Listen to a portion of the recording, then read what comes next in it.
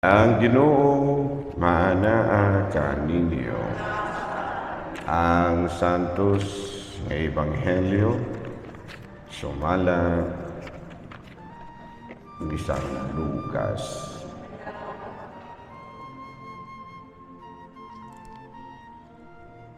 Pipila sa mga katawhan miingon, si Beelzebul ang pangulo sa mga yawa, maoy naghatag kaniya gahom sa pagpapahawa kanila. Dihay uban nga buot mobiti kaniya, mao nga sila mihangyo kaniya nga muhimo siya usa ka milagro aron nga pagpaila nga siya pinadala sa Dios. Apan nahibalo si Jesus sa ilang mga hunahuna ug miingon siya kanila. Bisan unsang nasura nga nagkagbahin-bahin ug nagpunay kaaway, dili mo lungtad og dugay. Ang banay nga magbahin-bahin, mabungkag. Busa kundiha sa gingharian ni Satanas, may mga pundok nga nagunay away, unsaon man paglungtad sa maong gingharian. Nag-ingon kamo nga naghingilan ako sa mga yawa, tungod kay naghatag si Beelzebul kanako gahom sa paghimo niini. Kung giingon niini nako paghingilin kanila, giunsa man di ay sa inyong mga sumusunod pagpapahawa kanila. Ang inyong kaugalingong mga sumusunod nagpaila nga sayop gayud kamo. Ang tinuod mao nga tungod sa gahom sa Dios naghingilin ako sa mga yawa, ug kini maoy nagmatuod nga naghari na ang Dios kaninyo. Kung ang usa ka tawo nga kusgan nga sangkap sa tanan niyang inandam nga mga hinagiban, magbantay sa iyang balay, dili gayud kahilabtan ang iyang mga butang. Apan kung may labi pang kusgan nga musulong o mubuntog kaniya, ang labing kusgan musakmit sa tanang mga hinagiban nga gisaligan sa tag-iya ug bahin-bahinon ang iyang tinulis. Ang dili dapig kanako, bato kanako, ang dili mutabang kanako, pagtigom, magpatibula. Sa panahon nga mugula sa usa ka tawo ang usa ka daotang espiritu, magsuroy-suroy siya sa mga dapit nga mamala, ug mangita siya kapahulayan. Kung dili siya makakaplag niini, nagkanayon siya. Mubalik lang ako sa akong gipuyan kaniadto. Busa mubalik siya o makakaplag sa balay nga malinis ug maayo ng pagkapapahimutang ang mga gamit. Nya mugula siya ug magdalag 17 ka espiritu nga labi pang daotan kay kaniya. Ug manulod sila ug mupuyo didto.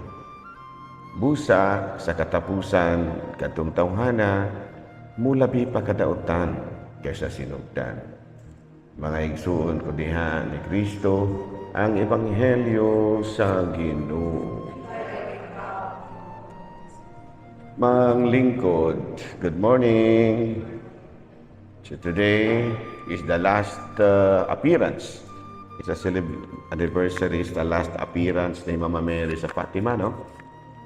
1917, nagpakita siya May 13. And that from that time on, May 13, June 13, August 17, August 13, dahil yung September 13, andon pagka October 13, mao ang katapusan nga pagpakita sa mahal na Birhen sa tulo ka bata.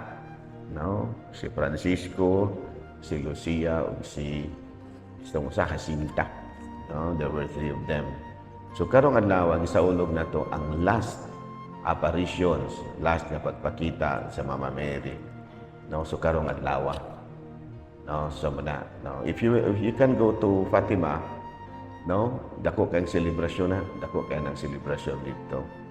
If you can go, if you can have a chance to visit Fatima, tanahan sa internet, dako kay ng lugar, dako pa nas dumagiti.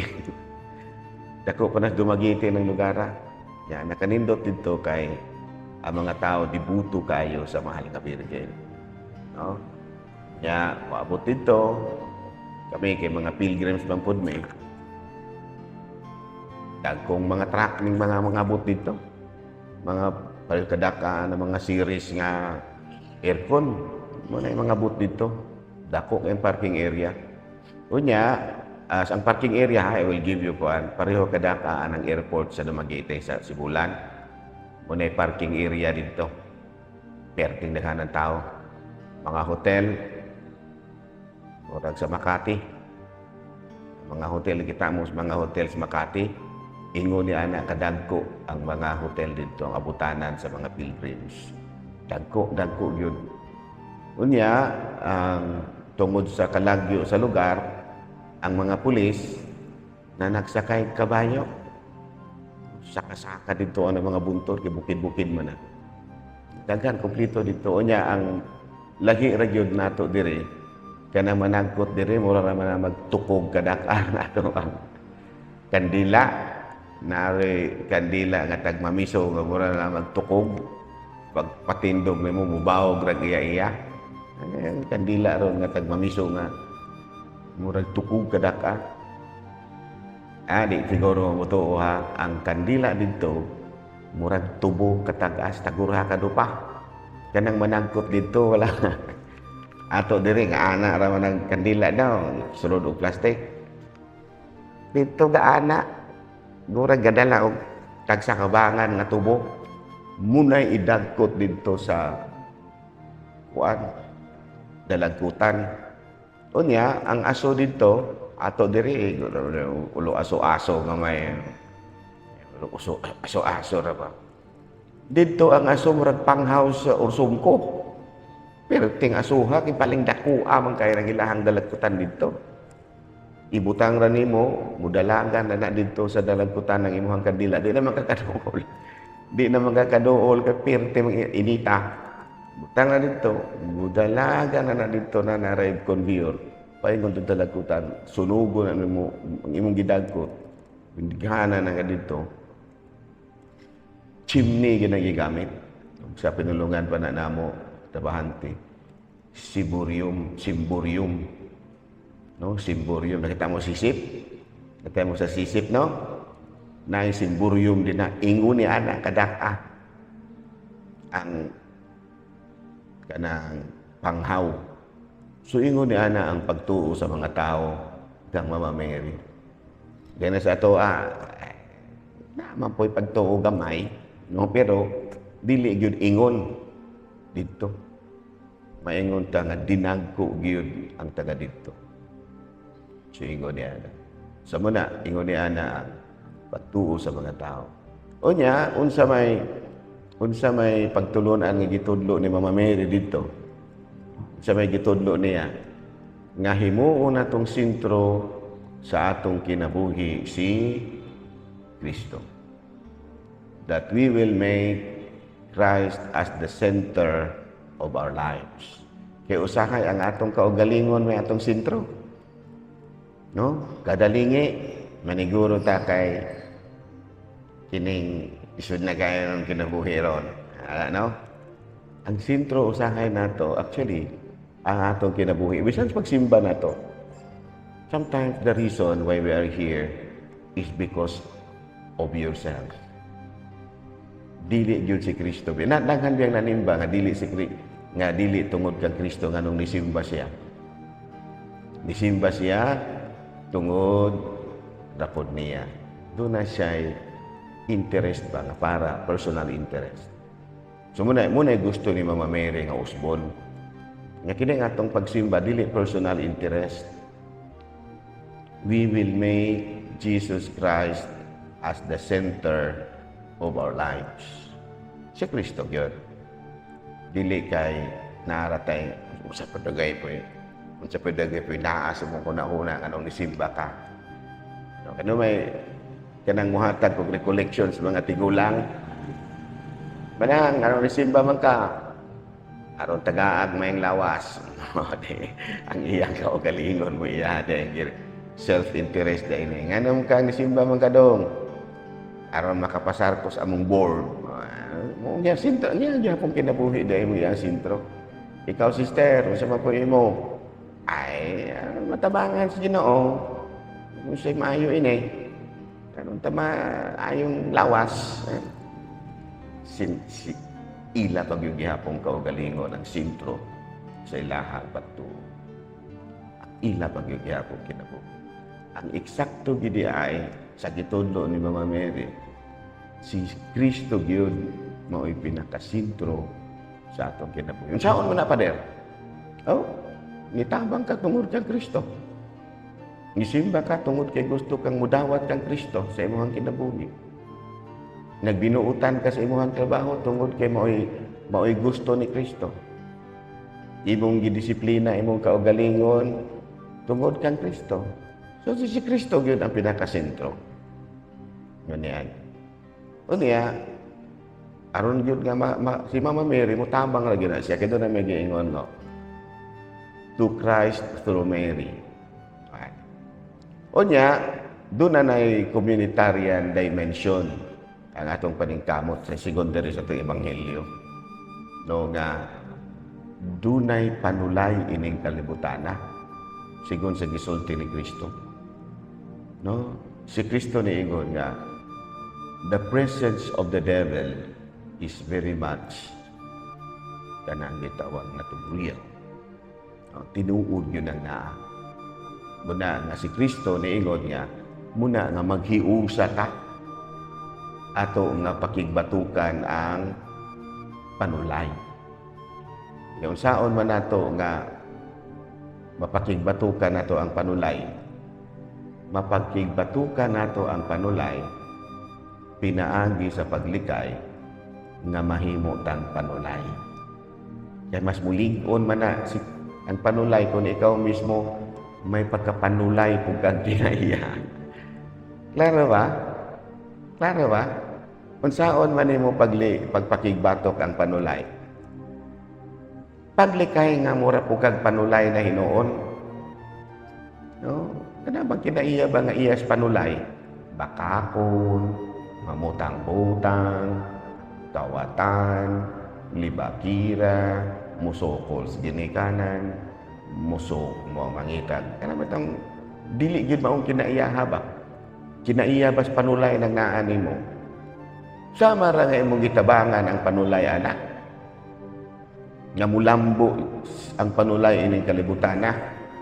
Imbis nga imong pakigbatukan, imo na noon siyang gitabangan aron mas mulambo pag yun ang iyang kingharian dinhi.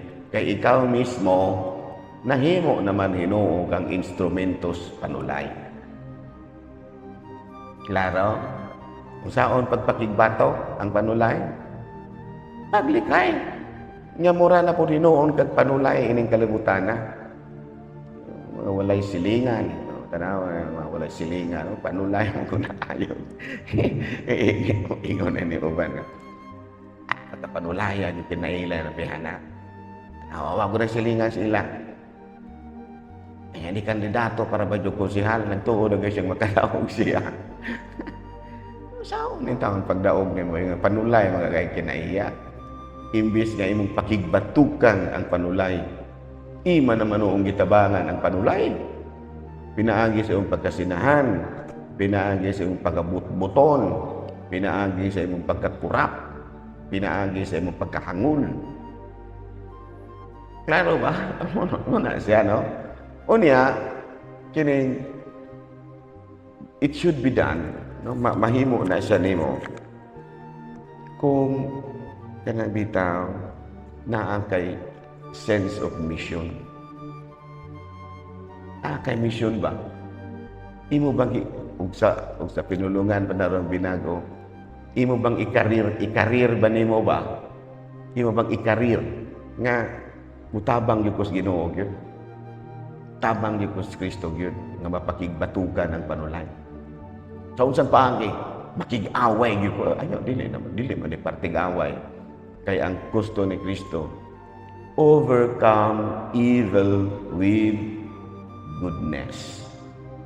Dili maingon ka nga, pero ito akong amigo nga, namatay na yung taon.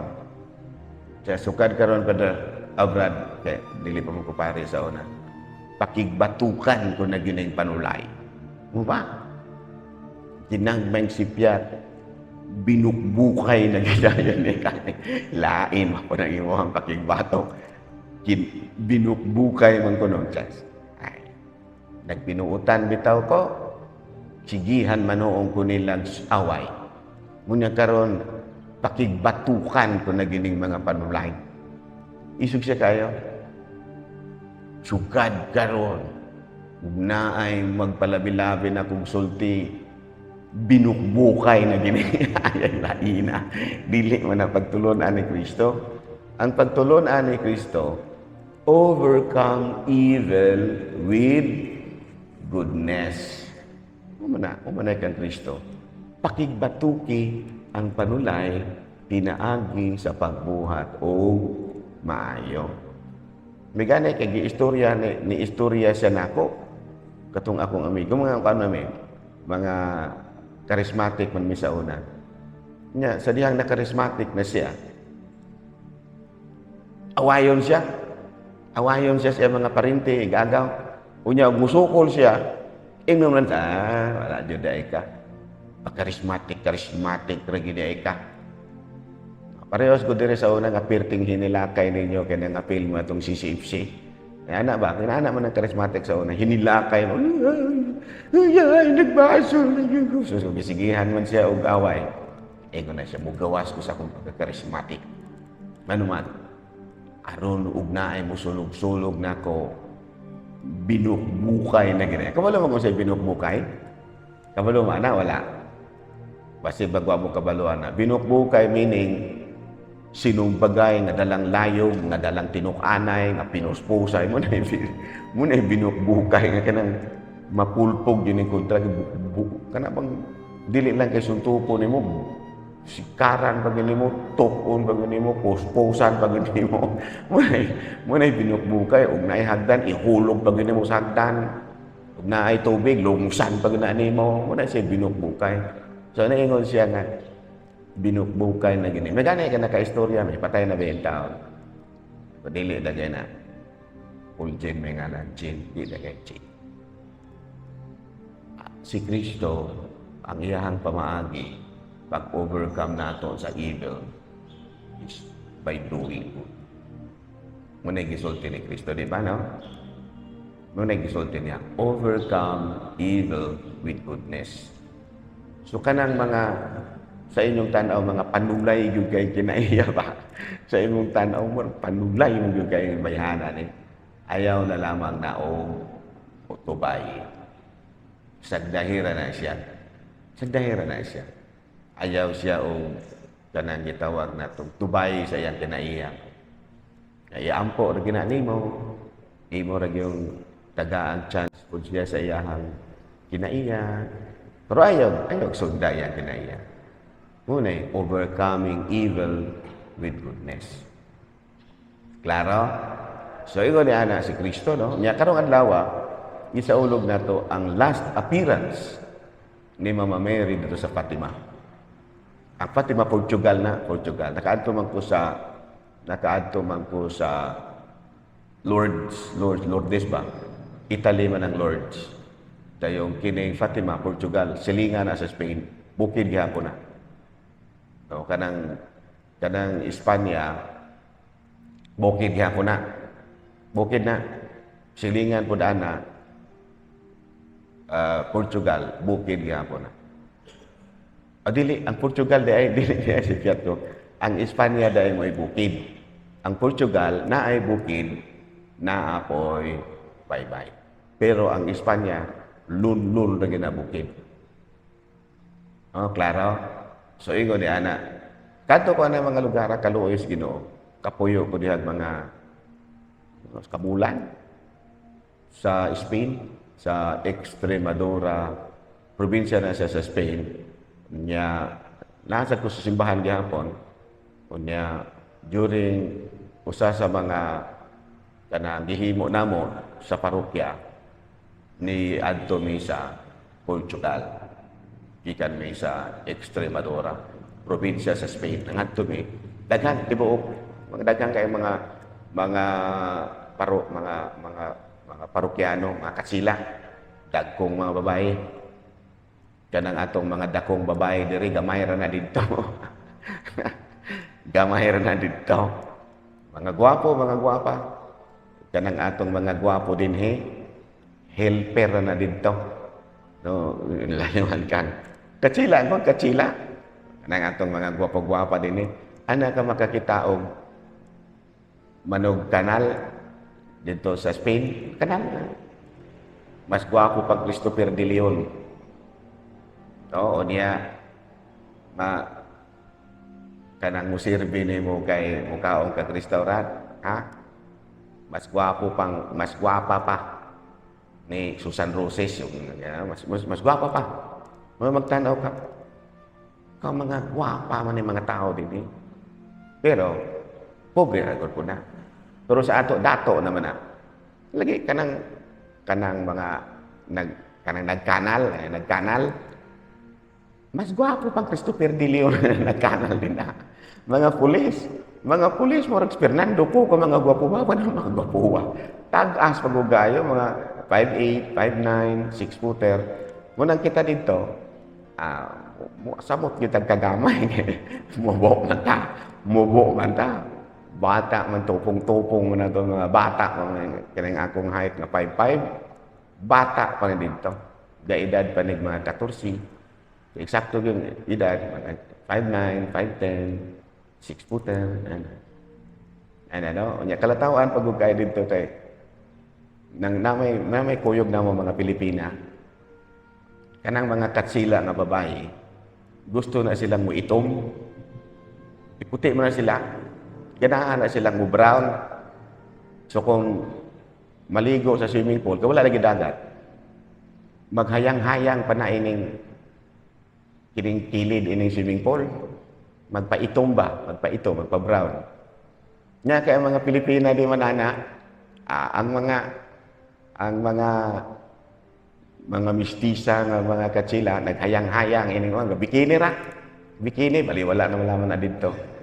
Ang mga Pilipina na nagpayong ditong kasuri-suri ining swimming pool. Yung nagpayong dito, kapalik inita. Ano mo yun? Yan na kita. Maragbation po tagkaulaw, bagay mo sus. Boto na akong tagabukit na gilid taon dito. Hindi man gusto mo ito. Sa kalala na. Nila naman ka, ang uban nagpainit. Unya ang atong mga Pilipina na nagpayong-payong. Dili gusto mo initan. So, ingo di ana. No? So, unsa ganito atong okasyon karon? The last appearance of Mama Mary in Fatima. Unsa iyang mensahe? Himuo na to si Kristo nga sentro sa atong kinabuhi. Unsay atong misyon? Kitang tanan maningkamot na makatabang kita kang Kristo. Kaya usahay, sa ganito, dili si Kristo ang atong itabangan. Kinsa man di ay ang panulay. Anong nakatabang makasak panulay? Tungod anang imong kinaiya na kinaiya sa panulay. Nakatabang ka. Niingon ang panulay. Ay, salamat. Di na kumahago, ani.